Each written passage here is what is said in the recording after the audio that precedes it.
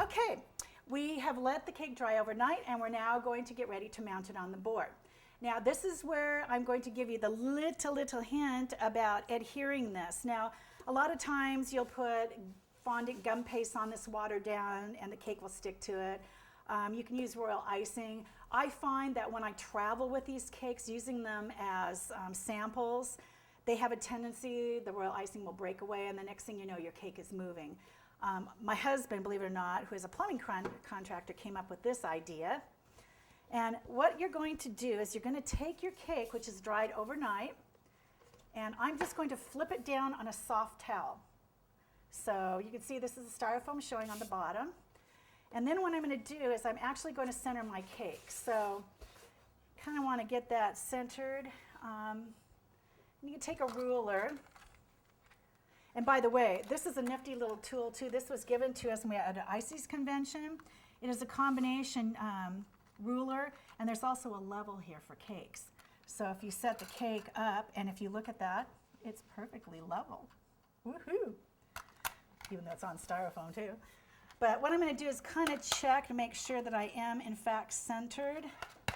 So I usually run that around from side to side. I'm going to go over here, and obviously you can see that's off. So let's check that. If you just go the four corners, you're usually pretty safe. Okay, that looks about right. That looks right, so the other side is probably good too. Okay, now we're going to very gently take this and flip it over on the towel. Okay, I just moved it. All right. Okay, next item you're going to need are some 3-inch penny nails and a hammer. And I found this little hammer at the craft store. This is a combination hammer, screwdriver, but it's a nice thing, nice and small to keep in your tool chest.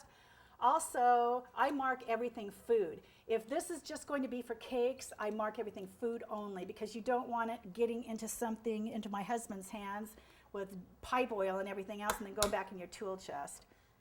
Okay, and let's make sure that. Okay, then what you're going to do is on the soft cloth, whoops, you're just going to pound that straight down. And I put about 4 in there.